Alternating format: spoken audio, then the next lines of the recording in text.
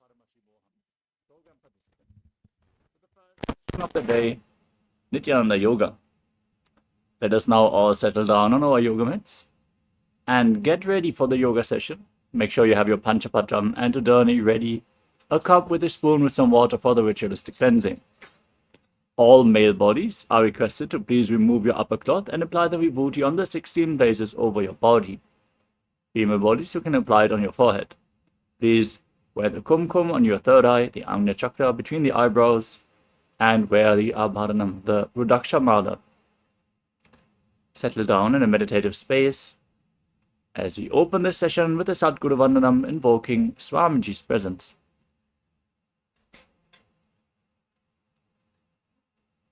Nithyanandam Paramasukadam Kevalam Jnanamurtim Dvandvatitam Gaganasadrisham Tattvamasyadiraksham Ekam Nityam Vimalavachalam Sarvadhi Sakshibhutam Bhavatitam Trigunarahitam Sadgurum Tam Namami. Next, we are going to invoke Paramashiva's presence by chanting the Shiva Mula mantra, Om Ham Ham Shivaya Namaha, 11 times. Please follow along internally. Om Ham Hom Shivaya Namaha. Om Ham Hom Shivaya Namaha. Om Ham Hom Shivaya Namaha. Om Ham Hom Shivaya Namaha. Om Ham Hom Shivaya Namaha. Om Ham Hom Shivaya Namaha. Om Ham Hom Shivaya Namaha. Om Ham Hom Shivaya Namaha. Om Ham Hom Shivaya Namaha. Om Ham Hom Shivaya Namaha. Om Ham Hom Shivaya Namaha. Next up is the Tattvacharanam, the ritualistic cleansing. Now, take your Panchapatram and Udani. Keep your right hand in the Gokarna Mudra in the shape of a cow's ear. And take one Udani, 1 spoon of water, pour it into your right palm. And each time the word Swadha is chanted, sip the water from the bottom of your palm, taking another Udani of water for a total of 3 times. Om Atmatattvam Shodhayami Swadha. Om Vidyatattvam Shodhayami Swadha. Om Shivatvam Shodhayami Swadha. Now wash your right hand with the water from the Panchapatram and wipe your lips twice with the bottom of your right thumb as you chant. Om Ham Hridayaya Namaha. Then wash your hand again. With your index, middle and ring finger joined together, touch above the upper lip and below the lower lip. Then wash your hand again. With your index finger and thumb joined together, touch your right nostril and your left nostril. With the ring finger and thumb, touch your right eye, your left eye, your right ear, and your left ear. Then wash your hand again.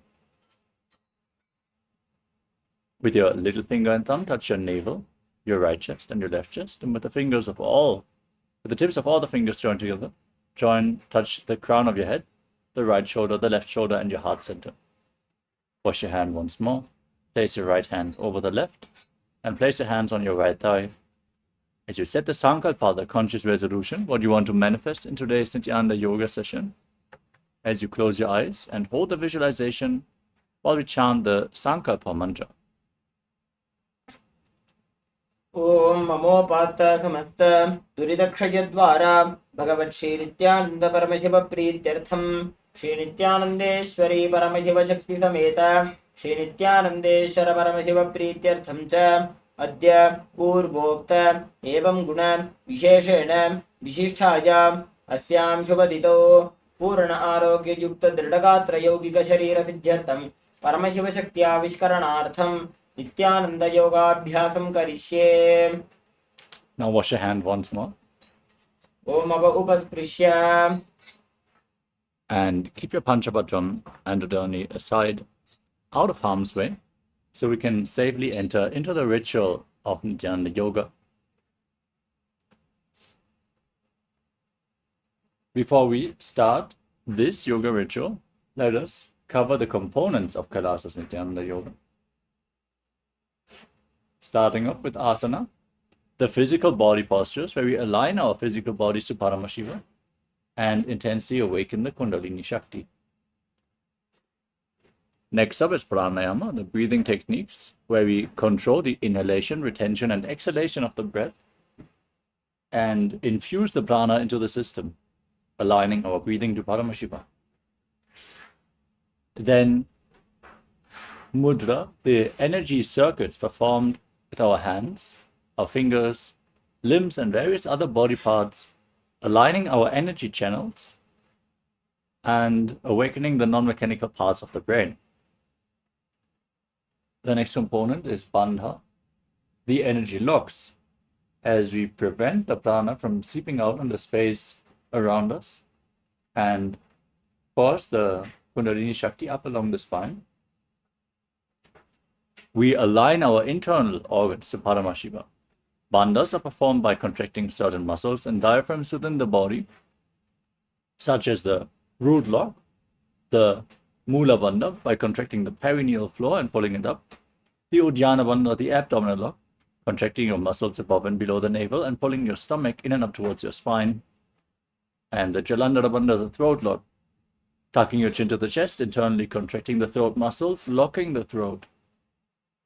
If you perform all the bandhas together or in succession, you perform Mahamudra Bandha, which is a technique for intense Kundalini awakening, pumping the prana up the spine and holding it in the higher energy centers. Next up is Karana, the sacred dance postures. As you move your limbs in synchronicity, you bring intense awareness in every part of your body, and you create a subtle but intense breathing flow, infusing more prana into the system with every single breath. The Karanas have been preserved over time, and they were carved in stone in various temples throughout India, now revived in the right context through Nithyananda Yoga. Next up is the visualization, or the visualization which you're going to project on screen for every asana and align your thinking to Paramashiva, manifesting Mano Shakti, the power of thought, as you manifest the essence of all the asanas. Don't just create a picture of that visualization in your inner space. Feel like you are that being, that deva, that animal, that tree, that mountain, as you visualize yourself. Next is japa, the internal repetition of mantras. We're going to project certain japas on screen and also remind you to shift the japa whenever that happens. Visualize the japa rotating around your throat in a circular way, intensely cleansing the Vishuddhi chakra and awakening the power of speech, Vak Shakti, as you align your speech to Paramashiva. The next component is weightlifting. Bodybuilding is a spiritual practice as per the Supreme Pontiff of Hinduism. Understand, when we build our bodies intensely, we strengthen our nervous system and enable our physical body to hold on to the spiritual energy for a longer period of time. So when the intense energy is showered over us during the darshan, we are capable of withholding more of the spiritual energy, being more receptive. Also, we are training our will persistence by pushing ourselves. So keep some weights at the side of your yoga mat and intensify the yoga practice. Also awakening the Kundalini Shakti more intensely during the yoga practice itself. Next up is the external chanting of mantras. Our Acharya here is going to chant the sacred mantras in Sanskrit with a phonetic significance. So just by you listening to these mantras, you are going to awaken the subtle brain groups and raise your energy levels, as these are the words of Mahadeva himself, Next up is mandala, the two-dimensional reflection of certain gods and goddesses. You can see in the background of our acharyas, we are projecting the Shri Yantra, which is a reflection of the entire cosmos itself. So gaze at the yantra as you would gaze at a rose, intensely but gently. This way, the macrocosmos will be mirrored into your microcosmos, and your cosmic DNA will be awakened. The deeper DNA layers, which are accessible through the spiritual awakening. Next is Abharana, the traditional Rudraksha jewelry. As you can see, our acharyas are wearing the Rudraksha beads on their body in the form of the Kantamala. As you wear Rudraksha beads, you are holding your body in the high energy state, since Rudraksha beads function like a spiritual battery, holding on to the spiritual energy for a long time. So you should wear Rudraksha at any given time. Finally, the last component is Aushadha, the Siddha medicine, the powders and herbal medicines. Applied on the skin or ingested, they infuse intense prana into your system and are capable of even curing chronic diseases. So apply the vibhuti, apply the kumkum.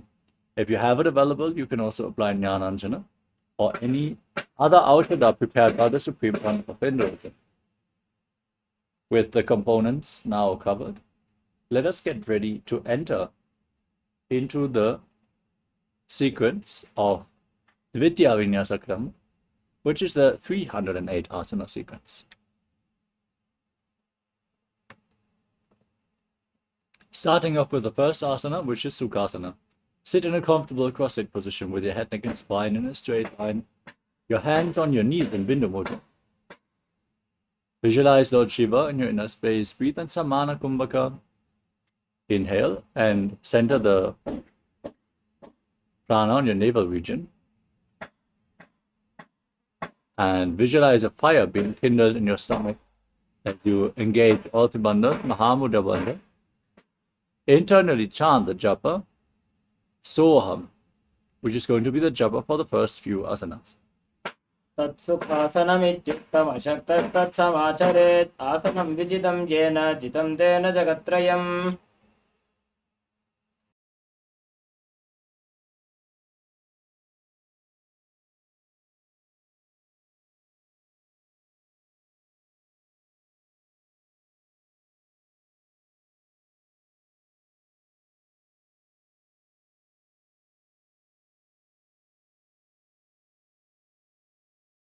Next up is Parvatasana. Now, place your feet on top of opposite thighs into Padmasana. Then, join your hands in Anjali Mudra and raise them up above your head. Your elbows straight. Engage all three bandhas, Mahamudra bandha, and visualize yourself as Mount Kailash. भक्षे Mahadev पर्वतासनमङ्गलं यत्कृत्वा स्थिररूपी स्यात् षट्चक्रादिविलोकनम्. Next up is Halipavasana. As you join the soles of your feet together in front of your body, interlock your fingers behind your back and lean forward and down. Gaze to your nose and engage all three bandhas, visualizing Swamiji in your inner space. पूरवविधियाहु मे जानो उभयपगधली सम्पुटठानो. Next up is Nagipavasana. From the same position, now extend your arms out in front, cup your palms and place them on the ground as you bring your forehead behind the heels. Gaze to your nose, perform all three bandhas and visualize yourself as a snake. पूरवविधिपर्यागाने नीचो हो वीकहोनि फणास्यो लगायि. Next up is Kokilasana. Now hold onto the big toes in Prana Mudra with index and middle fingers. Straighten your legs forward and up, and then cross them into Padmasana. As you lean forward and down, bring your elbows to the mat, engage all three bandhas and visualize yourself as a bird. अथान्यतासनं वक्ष्ये येन सिद्धो भवे नरः अकस्मात् वायुसञ्चारं कोकिलाख्यासनेन च. Next up is Nithyananda. Now stack your knees and your ankles. Hold on to opposite elbows and start rotating your arms in a circular motion. Gaze and visualize Swamiji, and every once in a while change the direction of the movement. गोड़ा बावां पाद की आशमा हिली खोजे दस चरण को वार लोता परिकुल्भ समोज. Next up is Gajasana. Now place your hands on the ground shoulder width apart and raise your hips up as you scoop your head and chest forward and down. Pull your stomach in and up in Uddiyana Bandha and visualize yourself as an elephant in Gajasana. युज्यं पादाग्रे भूमौ कृत्वा लम्बी भूया मस्तकाग्रे निधाय. From the same posture, now press one heel into the mat and lift the other heel up, alternating the sides again and again. Perform Uddiyana Bandha and visualize yourself as a bear in Rikshasana.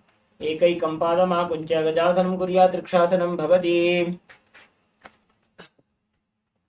Next up is Vaishyasana, standing on the tips of the toes. Bring your hands to the chest in Hridaya Mudra with index, middle and ring fingers joined together. Perform Uddiyana Bandha and visualize Swamiji in Vaishyasana. केशेन पादयुगलं बद्ध्वा तिष्ठेत अधोमुखः अथ वैश्यावक्षे यत्कृत्वा सत्यवान् भवेत्. Next up is Urdhva Now stand in Arimandi posture with the heels together, toes pointing outwards and your knees bent. Remember this posture. We are going to repeat it throughout various karanas. Now bring your hands to the chest and raise one knee up along the center of your body in a circular motion and follow along with the respective hand again and again.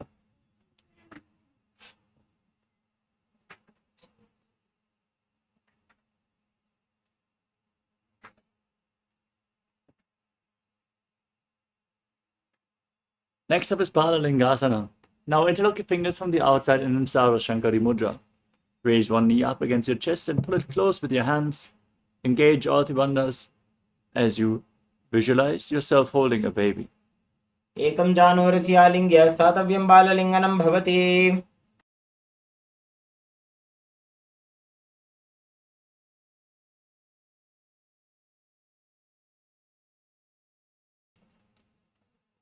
Next up is Paramashivoham. Now pull one foot behind towards your buttocks, holding it with both hands interlocked in Parasha Mudra. Now engage all the bandhas and visualize Swamiji in your inner space. स्थित्वा एकस्मिन् पादतले कराभ्यां वेष्टयेत्तनुम्. The next asana is Natarajasana. Now hold the sole of the foot behind. As you kick your leg back and up, lean forward, extend the other arm with a hand in Bindu Mudra, visualizing yourself as Lord Nataraja and Natarajasana. उत्तानपादं क्रौञ्चं च मरीचिं वीरभद्रकं नटराजं त्रिकोणं च स्ताङ्गुष्ठप्रसारणे. Now repeat Balalingasana on the other side. Pull the other knee up with your hands interlocked in Sarva Shankari Mudra. Engage your bandhas and visualize yourself holding a baby. एकं जानोरस्यालिङ्ग्य स्थातव्यं बाललिङ्गनं भवति. Now repeat Bharapitanasana. Pull the foot behind towards your buttocks with both hands. Engage all the bandhas and visualize Swamiji in your inner space. स्थित्वा एकस्मिन् पादतले कराभ्यां वेष्टयेत्तनुम्. Now repeat Natarajasana. Hold the foot, kick it back and up, lean forward with your hand in Bindu Mudra, visualizing yourself as Lord Nataraja. उत्तानपादं क्रौञ्चं च मरीचिं वीरभद्रकं नटराजं त्रिकोणं च स्ताङ्गुष्ठप्रसारणे. Next up is Ardha Rechitakarana. Again from Arimandi posture, heels together, toes pointing outwards and knees bent. Bring your hands to the chest and then step the right foot behind the left and swing the right arm back and forth like pendulum. Gracefully move your fingers one by one. Place your hand over the nose, uncross your ankles. Step the other foot behind and repeat the movement on the other side.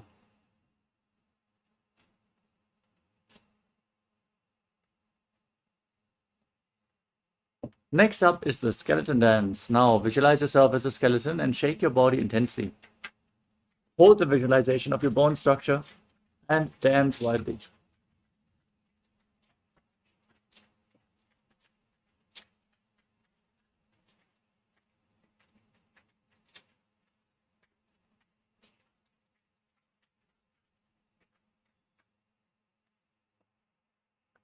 Next up is Kadicinakarana. From Arimandi posture, with your hands crossed over top of your head, palms facing back, turn your body to one side, open your arms, inhale, return to the center, exhale. Repeat the movement again and again.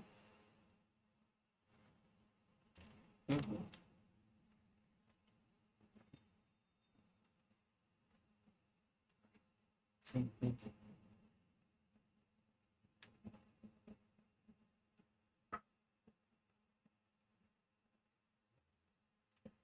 move on to Tadasana. From a standing position, now rise up onto the toes. Raise your arms up parallel above your head and visualize yourself as a palm tree. As you perform Samana Kumbhaka, engage all the bandhas and internally chant the new japa Shivoham. महामुद्राबद्ध गोनो ताड़ासन विभेदकान् विनोतानं सदा कुर्यात् अंतर्वत्नीपति प्रिया.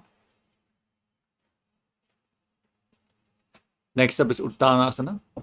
From a standing position, lean forward and down. Place your hands on the mat if you can, otherwise lean down as low as possible.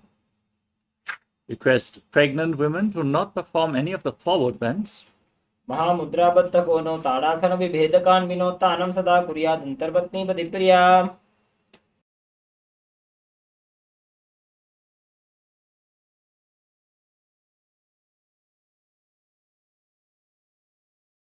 Next up is Tadakshvasana. Now place your hands flat on the ground, shoulder width apart, and step your feet back. As you perform Jalandhara Bandha, tuck your chin to the chest and lock your throat, rotating your head from side to side as you visualize Swamiji in Tadakshvasana. गजासनं स्थित्वा मस्तकं वारं वारं दक्षिणकक्षं सव्यकक्षं नयेत्. We move on to Bhujangasana. Now lower your body down onto your stomach. Keep your hands at the side of your body. Point your toes and raise your head and chest up by the strength of your lower back as you open your mouth widely and inhale through the hollow of your throat in Bhujangani Mudra, visualizing yourself as a cobra. अंगुष्ठनाभिपर्यन्तं अधोभूमौ विनिन्यसेत् कराभ्यां च धरां धृत्वा ऊर्ध्वशीर्षफणीवहि.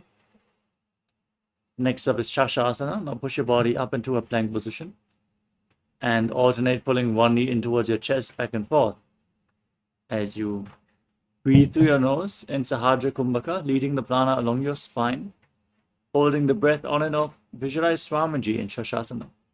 गजासन संस्थितौ जानुद्वयमापुञ्च्य वारं वारं कर्तव्यं शशासनं भवति. Now step one foot in between the two hands and simultaneously jump the front foot back and bring the other foot to the front again and again as you visualize yourself as a chariot in a Rathasana. गजासन संस्थितौ एकैकं पादं पूर्वमार्गेण भ्रामयित्वा कर्तव्यं रथासनं भवति. Next up is Viravadrasana. Now, with one foot forward and the other foot far back, keep the back toes facing sideways and bend the front knee at a 90-degree angle. Keep your hips facing forward, raise your arms up above your head. Hold your stomach in an up gaze to your third eye and visualize yourself as Lord Virabhadra. वासिष्ठमथ कौण्डिन्यम् ऊर्ध्वकुक्कुटमेव च अष्टावक्रमथोत्थानं मयूरं सेतुबन्धनम्. Now repeat Virabhadrasana on the other side. Step the other foot forward, raise your arms up, bend the front knee, and visualize yourself as Lord Virabhadra. वासिष्ठमथ कौण्डिन्यम् ऊर्ध्वकुक्कुटमेव च अष्टावक्रमथोत्थानं मयूरं सेतुबन्धनम्. The next asana is Vrikshasana. Now stand on the mat and lift one foot towards the inner opposite thigh. Join your hands in Anjali Mudra and raise them up above your head. Perform Uddiyana Bandha and visualize yourself as a tree. वामोरुमूलदेशे च याम्यं पादं निधायतो तिष्ठेत् वृक्षवद्भूमौ वृक्षासनमिदं विदुः. Next up is Garudasana. Now bring the raised foot on top of the opposite hip. Join your hands in Namaskara Mudra as you visualize yourself as Lord Garuda. गरुडासनमावक्षे येन ध्यानं स्थिरं भवेत् सर्वदोषाद्विनिर्मुक्तो भवतीह महाबली. Now repeat the Vrikshasana, the tree posture on the other side, as you visualize yourself as a tree. वामोरुमूलदेशे च याम्यं पादं निधायतो तिष्ठेत् वृक्षवद्भूमौ वृक्षासनमिदं विदुः. Now repeat Garudasana. Place the raised foot on top of the opposite thigh and join your hands in Namaskara Mudra in front of your heart center, visualizing yourself as Lord Garuda. गरुडासनमावक्षे येन ध्यानं स्थिरं भवेत् सर्वदोषाद्विनिर्मुक्तो भवतीह महाबली.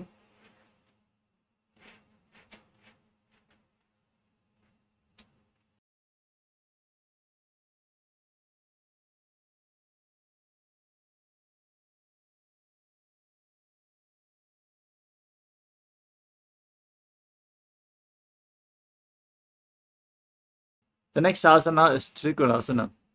Now step one foot forward and the other foot far back with the back toes facing sideways. Extend your arms parallel to the ground and lean forward and down. Bring your hand to the foot, the other hand up to the sky. Gaze along the raised arm as you visualize yourself as a triangle. उत्तानपादं क्रौञ्चं च मरीचिं वीरभद्रकं नटराजं त्रिकोणं च सुप्ताङ्गुष्ठप्रसारणे. Exchange the position of your feet and extend your arms parallel to the ground. Lean down to the other foot. Gaze up as you visualize yourself as a triangle in Trikonasana, the triangle posture. उत्तानपादं क्रौञ्चं च मरीचिं वीरभद्रकं नटराजं त्रिकोणं च सुप्ताङ्गुष्ठप्रसारणे. Now step your feet together. Stand in Arimandi as you raise one heel off the ground and bring your hands to the chest, palms facing each other. Stomp the raised heel to the ground and lift the other heel up again and again as you exchange the position of your hands in front of your chest.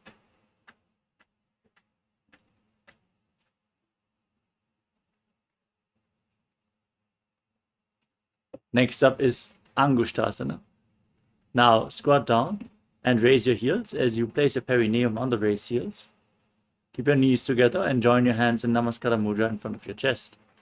Visualize Swamiji in your inner space and start buzzing like a bee on the in and exhalation as you internally chant the new japa Sadashivoham. कबन्धासनमित्याहुः गोरक्षासनमेव च अङ्गुष्ठमुष्टिकं ज्ञेयं ब्रह्मप्रासादितं तथा. Now extend one leg forward and keep your hands at the side of the body. Your palms facing forward, fingertips barely touching the ground in Baddha Mudra as you visualize Swamiji in your inner space in Saudasana. प्रसार्य एकं पादतलं संस्थाप्य द्वेकपादकम्.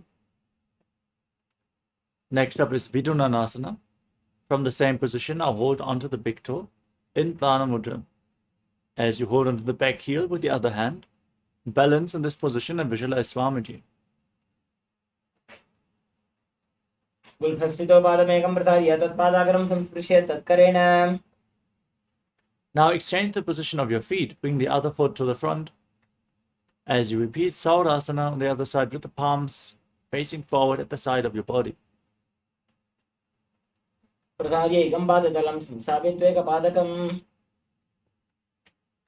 Next up is Vidunanasana on the other side. Hold onto the big toe and the back heel as you visualize Swamiji in your inner space. गुल्फौ सम्पीड्य चान्योन्यं विक्रमेणोत्थितं शनैः. Next up is Brahmajankushasana. Now step your feet in and sit on the raised heels as you separate your knees off the ground and keep your hands on top with the palms facing up. Tuck your chin to the chest, gaze through the gap between the palms and buzz like a bee in Brahmarikumbhaka as you visualize Swamiji in Brahmajankushasana. दो भणा पानी होए वैसे एड़ी दो गुदानी वैसे.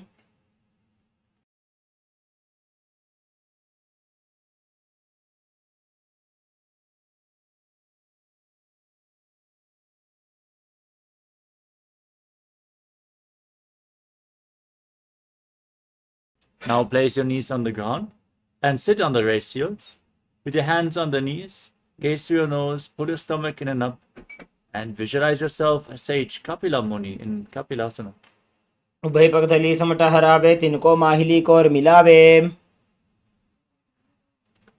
From the same posture, shift your gaze up towards your third eye and your visualization to Swamiji in Bhadra Gurakasana. दो पगधली संपुट करे कोरवारली भू परिधरे. The next asana is Suryasana. Now join your thumbs and little fingers as you open up your hands in Padma Mudra. Raise your knees off the ground and separate them as you raise your arms up over top of your head. Gaze through the gap between the palms as you pull your stomach in and up and visualize Lord Surya in your inner space in Suryasana. एड़ी दो गुदा तरियाणे भणा पानी बैठक पुनिठाने. Next up is Mandukasana. Now place your knees on the ground and place your feet flat as you keep your hands on your knees. Gaze to your third eye. Visualize yourself as a frog and press your tongue up flat against the palate of your mouth in Manduki Mudra as you breathe calmly through your nose without buzzing in Sahadra Kumbhaka. पादतलौ पृष्ठदेशे अङ्गुष्ठे द्वे च संस्पृशे जानुजिह्वं पुरस्कृत्य साधयेन्मण्डूकासनम्. Now bring your hands behind your back as you maintain the posture. Hold on to opposite shoulders and keep the elbows close to your head. Engage your Dhyana Bandha, gaze to your third eye, and visualize yourself as a frog with your tongue up in Mandukya Mudra in Uttana Mandukasana. मण्डूकासनमध्यस्थं कूर्पराभ्यां धृतं शिरः एतद्भेगवदुत्थानमेतदुत्थानमण्डूकम्. Now cross your feet and sit on your heels. As you gaze to the tip of the nose, keep your hands on the knees and stick your tongue out, exhaling forcefully through your mouth again and again as you visualize yourself as a lion in Simhasana. दक्षिणं सव्यगुल्फेन दक्षिणेन ततेतरं हस्तौ स्थितान्वो संस्थाप्य स्वाङ्गुली च प्रसार्य च. Next up is Bhadrasana. Now bring the soles of your feet together behind with the toes pointing back. Sit on your heels. Cross your arms behind your back and hold on to the big toes in Prana Mudra with index and middle fingers. As you lock your chin to the chest, gaze to your nose, visualize Swamiji, and breathe in Brahmari Kumbhaka, buzzing like a bee. गुल्फौ दुवृषणस्याधो व्युत्क्रमेण समाहितः. Next up is Kakabhushandi Asana. Now place your feet flat on the ground and keep your knees raised. Bring your arms in and around the raised knees and interlock your fingers behind your back in Parusha Mudra. As you gaze to the tip of your nose, visualize yourself as a crow. प्रथमे वैसकौकटठाने दो हाथ पगं नीचे आने. Next up is Kanipavasana. With your hands flat on the ground, place your elbows on your knees on your arms towards your armpits. As you lean forward, lift your feet off the mat and balance on your arms, visualizing Swamiji in your inner space. आसन को गुणाशी दुष्टा होई तो आची होई. The next asana is Kapali Asana. We request all the participants who suffer from neck or spine injuries or high blood pressure, as well as pregnant women, to please take precautions and consult your doctor before you perform any of the inverted postures. Now, place your head on the ground and bring your knees onto your arms. Lift your feet up and align your hips with your shoulders as you straighten your legs up into a headstand. Gaze to the nose and visualize Swamiji in your inner space as you continuously buzz like a bee in Brahmari Kumbhaka in Kapali Asana. शीश शीशा धरती टेकी बगदो वो मिलीबा ऊंचा को करे. Gently lower your body down. Come to a squatting posture with your hands flat, shoulder width apart. Twist your body to one side, align one knee and hip with your elbows. Lean forward. Lift your body off the ground as you extend your legs out to the side. Balance on your arms. Gaze to your third eye. Visualize yourself as a beautiful peacock. As you exhale fully and hold your breath again and again in Rechaka Kumbhaka as you perform Parshvamayurasana. मयूरं दण्डवत् कुर्यान् मायूरं दण्डनामकम्. Now, twist your body to the other side. Align the other knee and hip with your elbows. Extend your legs out to the side as you balance on your arms, still visualizing yourself as a peacock in Parshvamayurasana on the other side. मयूरं दण्डवत् कुर्यान् मायूरं दण्डनामकम्. Now place your hands flat on the ground, shoulder width apart. Step your feet back into a plank position. Then step one foot outside the shoulder in between the two hands and gaze up towards your third eye as you visualize yourself as Lord Kala Bhairava in Bhairaganatha. आसन को गुण बीती जाई. Now step the front foot back and bring the other foot in between the hands from the outside in. Gaze up towards your third eye and visualize yourself as Lord Kala Bhairava in Bhairaganatha on the other side. आसन को गुण बीती जाई. Step the foot back and bring your forearms on the ground. As you walk your feet slightly forward, raise your hips even further. Gaze to your third eye and visualize Swamiji in Unmukha Pitasana. भूम्यस्तौ जानुनी हस्तौ चतुष्पदम वाङ्मुखम् उत्थापिताङ्घ्रियुगळ कटिस्थलमभिरुका. Next up is Vashishthasana. Now place your hands on the ground, rotate your arm, rotate your body, and raise one arm to the sky. As you gaze up along the raised arm, visualize yourself as sage Vashishta and Vashishthasana. ऊर्ध्वकुक्कुटवासिष्ठमरीचिहरमत्स्यकम्. Now place the raised hand to the mat and lift your body up to the other side. Repeat Vashishthasana. ऊर्ध्वकुक्कुटवासिष्ठमरीचिहरमत्स्यकम् परिवृत्तिं चोदरस्य विविधं धनुरासनम्. Now come to a seated posture with your legs extended forward. Bring your hands underneath your buttocks with the palms facing up. As you gaze to your nose, tuck your chin to the chest, and visualize yourself as Lord Hanuman, internally chanting the new japa Mahasadaशिवोहम in Anjani Asana. दोवू करकी उभय हथेली कोरवार ली मैले भेली. Next up is Paschimottanasana. From the same position, now lean forward and down and hold onto the big toes in Prana Mudra with index and middle fingers as you bring your head down towards the knees. Engage all the bandhas and visualize Swamiji in Paschimottanasana. जानु परिललाटन्तो पश्चिमं तानमुच्यते येन केन प्रकारेण सुगन्धार्यं च जायते. Next up is Ugrasana. From the same posture, slightly separate your feet, interlock your fingers around your neck. As you lean forward and down, bring your head between the knees and the elbows outside the legs. Engage Altibandha, squeeze your core as you push your body forward, visualizing Kali in your inner space in Ugrasana. स्वपानिभ्यां दृढं धृत्वा जानुभरिशिरोऽन्यसेत् आसनोऽग्रमिदं प्रोक्तं भवेदनिलदीपनम्. Next up is Marichyasana. Now, step one foot in towards the perineum and bring your arm in and around the raised knee, interlocking your fingers behind your back as you visualize yourself as Sage Marichi in Marichyasana. उत्तानपादं क्रौञ्चं च मरीचिं वीरभद्रकं नटराजं त्रिकोणं च सुप्ताङ्गुष्ठप्रसारणे. Now drop the raised knee to the side, keep the heel against the perineum.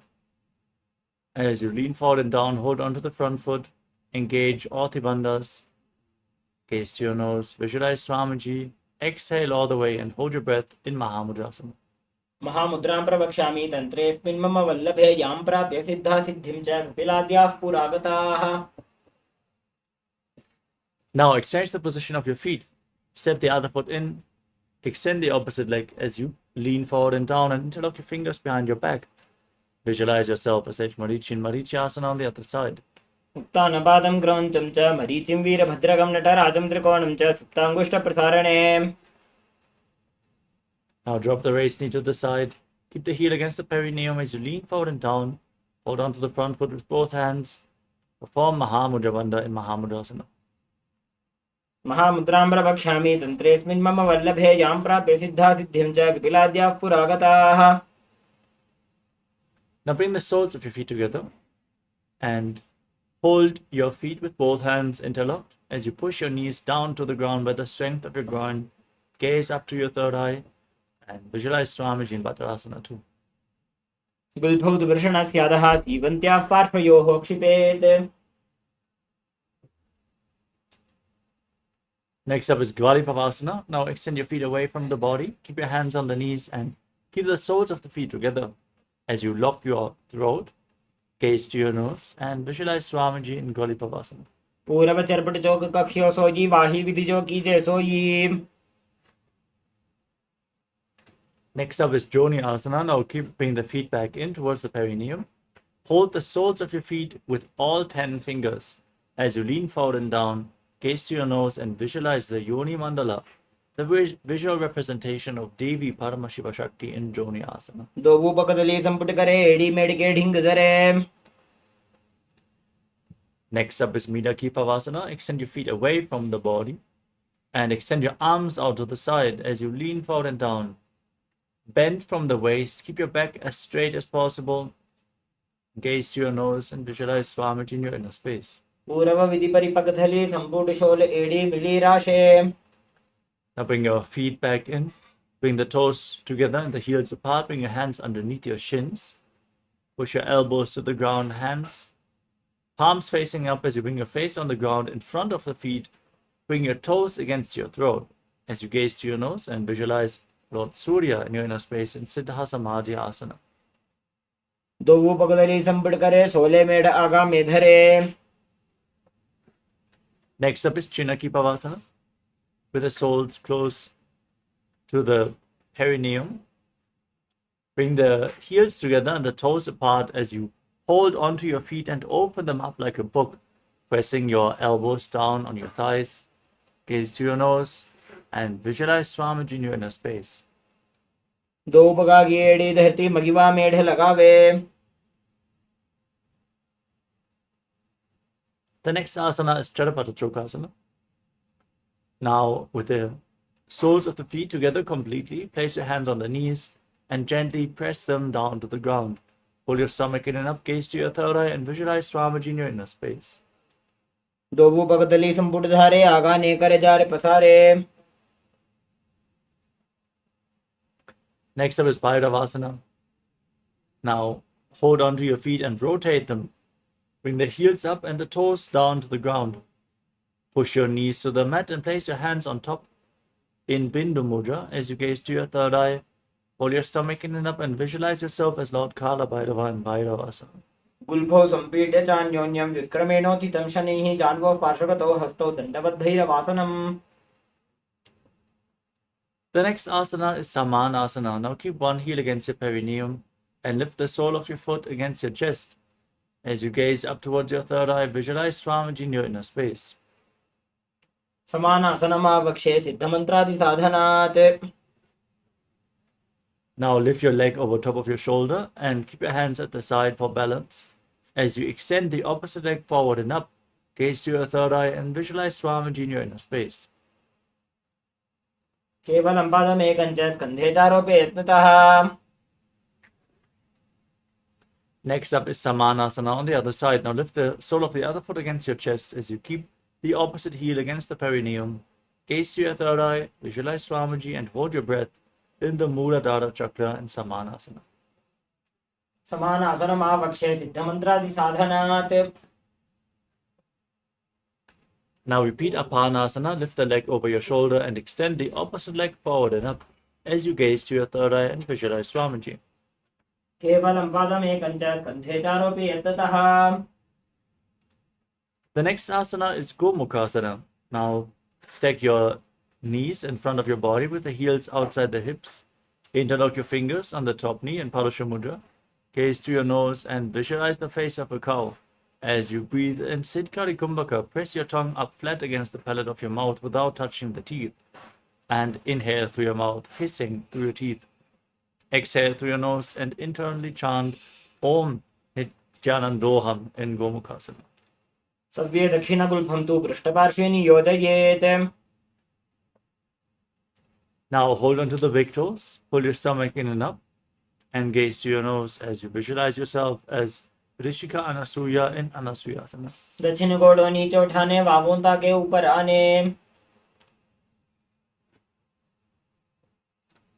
Now interlock your fingers behind your back, gaze to your nose and lean forward and down. Bring your chin over the knees and try to bring your nose to the mat as you visualize yourself as Rishika Anasuya in Anasuyasana too. जीमणा गोदा की संधि उपरिड़ा व गोड़ा की संधि. The next asana is Garudasana too. Now place the right foot flat on the mat with the knee raised against your chest. Keep the other heel against your perineum. Keep your hands on your knees, gaze to your nose, and visualize yourself as Lord Garuda. डाबो पग मोड़ी एड़ी माहिलो गुल्फमूल द्वार नीचे. Now raise your perineum onto your heel and interlock your fingers around your neck, twisting your elbows outside the raised knee as you gaze to your third eye, and visualize yourself as Sage Narada in Naradasana. इष्टिज वाम पगतली केरी भूपरिता ही लगा बेफेरी गोड़ा सुदोपणो है जो ये दछिपाश तेरा शेषो जी. Now place the left foot onto the right thigh. Keep the right knee raised and hold onto the big toe of the right foot with the right hand in Prana Mudra. As you hold onto the right shin with the left hand, gaze to your nose and visualize Matsya, the fish avatar of Lord Vishnu in Matsya Pitakasana. वामेन वामाङ्गुष्ठं तु गृहीतमत्स्यपीठकं योनि वामेन सम्पीड्य मेढ्रातुपरिदक्षिणम्. Now again, stack your knees. Slide one knee over the other knee on top this time. Keep your heels by the outside of the hips. Interlock your fingers on the top knee. Gaze to your nose and visualize the face of a cow in Gomukhasana. सव्ये दक्षिणगुल्फं तु पृष्ठपार्श्वे नियोजयेत्. Now hold onto the big toes in Prana Mudra. As you pull your stomach in and up, gaze to your nose and visualize yourself as Rishika Anasuya. दक्षिण गोड़ोनी चौठाने वामों ताके ऊपर आने. Now interlock your fingers behind your back. Gaze to your nose and lean forward and down, placing your nose on the ground if you can. Visualizing yourself as Rishika Anasuya in Anasuyasana too. जीमणा गोदा की संधि उपरिणा वागोड़ा की संधि. Now step the left foot on the mat with the knee raised towards your chest, hands on the knees, the other heel against the perineum. Gaze to your nose and visualize yourself as Lord Garuda in Garudasana too. दावो पगमोड़ी एड़ी माहिलो गुल्फमूल द्वारिणी चैदे. Raise your perineum onto your heel, interlock your fingers around your neck, twist your elbows outside the raised knee and gaze up in Naradasana on the other side. विष्टिजुवाम पगदली केरी भूपरिता हिलगा बेफेरी. Now place the right foot onto the left thigh, hold onto the left shin with the right hand, and to the left big toe in Prana Mudra with the left hand, as you visualize Matsya, the fish avatar of Lord Vishnu in Matsya Pitakasana. वामेन वामाङ्गुष्ठं तु गृहीतं मत्स्यपीठकम्. Don't forget to breathe in Sitkari Kumbhaka, hissing through your teeth without your tongue touching the teeth as you enter Matsyendrasana. Now place one foot on top of the opposite thigh and raise the opposite knee. Bring one hand to the ground behind you and your other elbow around the raised knee with a hand by the neck. Gaze to your third eye and visualize the master of Hatha Yoga, Sage Matsyendranath in Matsyendrasana. उदरं पश्चिमाभासं कृत्वा तिष्ठति यत्ततः नम्राङ्गं वामपादं हि दक्षजानुपरिन्यसेत्. Now extend your front arm down towards the foot and hold on to the big toe in Prana Mudra as you place the back hand on your ear. Gaze to your third eye and visualize yourself as a camel in Kupasana. आसन को गुण झोलो जाये. Now drop the raised hand to the ground behind you. Keep holding on to the front foot as you gaze to your third eye and visualize Sage Matsyendranath and Matsyendrasana too. मत्स्येन्द्रपीठं जठर प्रदीप्तिं Prachanda रुक्मण्डल खण्डनास्त्रम्. Now stretch your legs out and place the other foot onto the opposite thigh. Repeat Matsyendrasana as you twist one elbow around the raised knee with a hand by the neck, with the other hand on the ground behind you, gazing to the third eye and visualizing Sage Matsyendranath. उदरं पश्चिमाभासं कृत्वा तिष्ठति यत्ततः नम्राङ्गं वामपादं हि दक्षजानुपरिन्यसेत्. Now again extend your front arm down to the foot, hold on to the big toe in Prana Mudra, gaze up, hold on to the back ear, and visualize yourself as a camel in Kubasana. आसन को गुण झोलो जाये. Place the back hand on the ground, twist your spine, gaze up, and visualize Sage Matsyendranath and Matsyendrasana too. मत्स्येन्द्रपीठं जठर प्रदीप्तिं Prachanda रुक्मण्डल खण्डनास्त्रम्. Next up is Padmasana. Now place your feet on top of opposite thighs in the lotus posture. Keep your hands on your knees. Engage all the bandhas, Mahamudra Bandha, the root lock, the abdominal lock, and the throat lock. As you gaze to your nose, visualize yourself as Lord Shiva. Breathe in Sitali Kumbhaka, pressing your tongue against the teeth this time and hissing through the teeth as you inhale. As you internally chant the new japa, Om Nithyananda Mahasadaशिवोहम. आसनं द्विविधं प्रोक्तं पद्मं वज्रासनं तथा ऊर्ध्वोरुपरि चेत् धत्ते उभे पादतले यथा. Now, cross your arms in front of your body, maintain Padmasana. Hold on to the big toes in Prana Mudra. Gaze to your nose as you visualize yourself as Goddess Parvati, the consort of Lord Shiva in Padmasana too. उत्तानौ चरणौ कृत्वा ऊरू संशोभ्र यत्ततः. Now bring your hands through the legs and place your palms on the mat. Straighten your arms and lift your entire body off the ground. Pull your knees up towards your chest. Breathe calmly through your nose in Sahadra Kumbhaka and visualize yourself as a rooster in Kukutasana. पद्मासनं सुसंस्थाप्य नान्वरोरन्तरे करौ. Now rise up onto your knees and place your hands on the ground with the fingers pointing towards your body. Bend your elbows, bring them towards your navel as you lean forward and lift your legs off the ground, balancing on your arms, visualizing Swamiji in Baddha Kikyasana. धरामोष्टभ्यकरद्वयेन तत्कूर्परिस्थापिता नाभिपार्श्वः. Now extend your legs back into Mayurasana. With your elbows by the navel, lean forward, find balance, and lift your legs up straight off the ground as you visualize yourself as a peacock in Mayurasana. अथ वक्षे Mahadev मयूरासनमुत्तमम्. Now lay down on your stomach.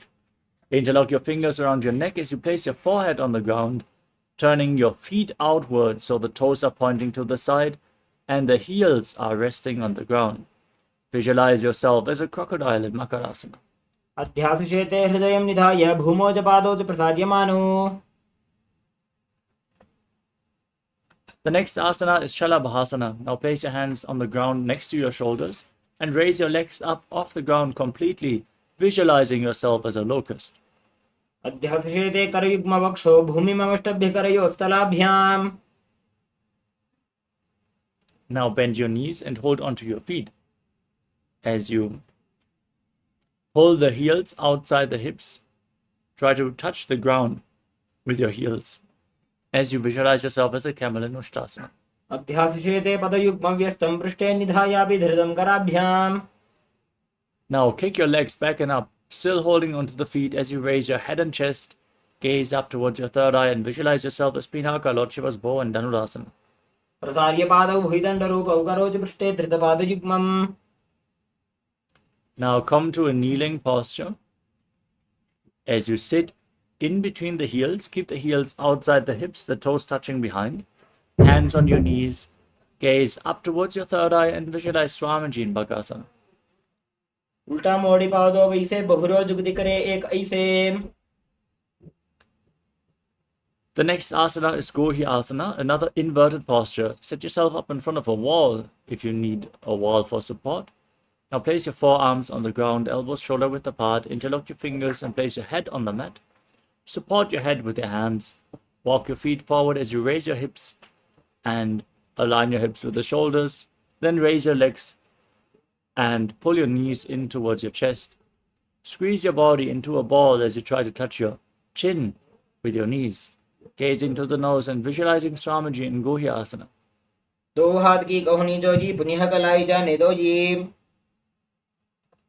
Now straighten your legs up into a headstand posture as you gaze to your nose and visualize Swamiji in Shirshasana. विपरीतं मण्डलं च द्विधैव विदितं हिनः. Now come to a kneeling posture. Then extend your legs forward and hold on to your calves as you raise your legs up vertically in front of your face. Rapidly exhale through your nose in Vastika Kumbhaka as you visualize Swamiji in Podhyasana. दो हाथ पग बाहर आने घोड़ा तरह काकसी ठाने. Now extend your legs out in front as you bring your hands behind your back, holding up to opposite shoulders. Gaze to your third eye and visualize yourself as a mace as you keep rapidly exhaling in Bharikasana. उत्तानशयनं कृत्वा पादौ मिलित्वा प्रसार्य. Now extend your arms out parallel in front of the ground as you raise your legs up at a 45-degree angle. Gaze to your third eye and visualize yourself as a boat in Naukasana. उत्तानशयनं कूर्पराभ्यां भूमिं वष्टभ्याम्. Now scoop your hands below the feet with the soles of the feet together. Bring your feet against your chest and gaze to the tip of your nose as you visualize yourself as Lord Rudra in Rudrasana. पगदले संपूट करी हाथों पग ऊंचाई. Now breathe calmly. Lay down on your back with the feet flat, the knees raised, and place your palms down just behind your heels. Raise your hips up, lock the perineum, lock your throat, and breathe in Mocha Kumbhaka. Push the air upwards against the throat lock. Try to prevent the air from escaping in Mocha Kumbhaka as you gaze to your nose and visualize Swamiji in Unmukha Pitasana too. ऊर्ध्वे च जानुनी कृत्वा शवेत्वोर्ध्वमुखं तथा उत्थाप्य हस्तौ तिष्ठेतु पीठ उन्मुख नामके. Now lay down flat on your back. Keep your hands at the side of your body with the palms facing up. Be completely still. Don't move your body. Unclutched from any external or internal movements. As you forcefully pull the Kundalini Shakti up along your spine and Shakti Chalan Mudra from the Muladhara to the Swadhisthana, Manipuraka, Anahata, Vishuddhi, Anya, Sahasrara, all the way up your spine in Shavasana. As you visualize, your body is dead and Swamiji, the Supreme Pontiff of Hinduism, is liberating you as you internally chant the Mahavakya, Om Nithyananda Paramashivoham.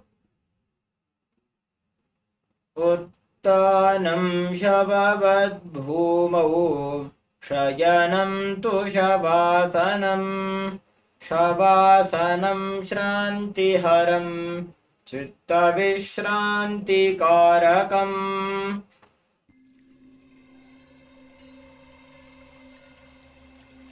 I welcome you all with my love and respect.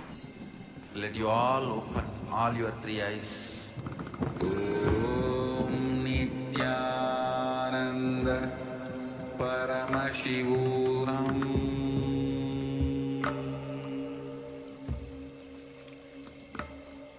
Om Nithyananda Paramashivoham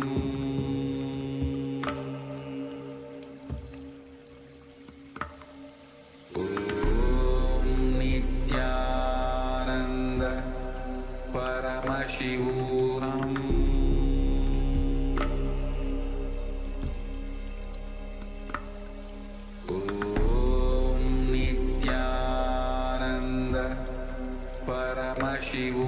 Om Nithyananda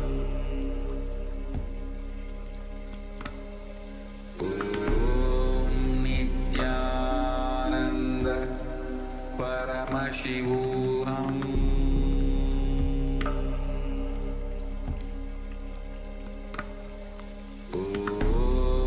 Nithyananda Paramashivoham Paramashivoham Om Nithyananda Paramashivoham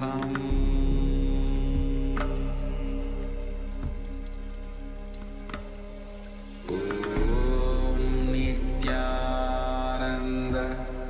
Paramashivoham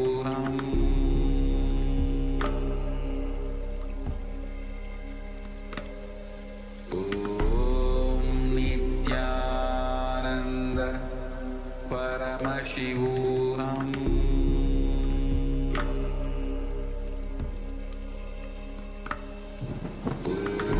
Om Nithyananda Paramashivoham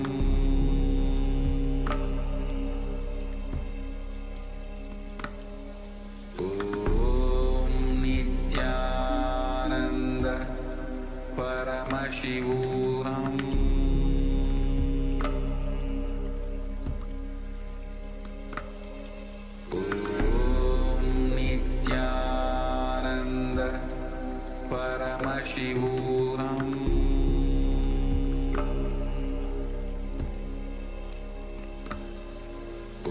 Om Nithyananda Paramashivoham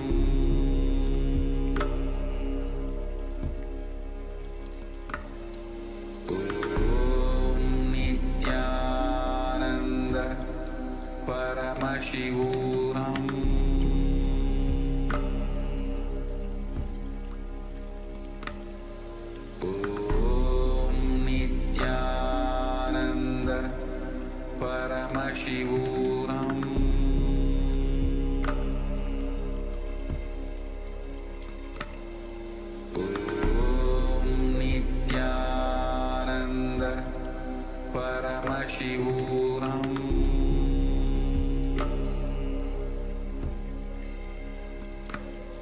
Om Nithyananda Paramashivoham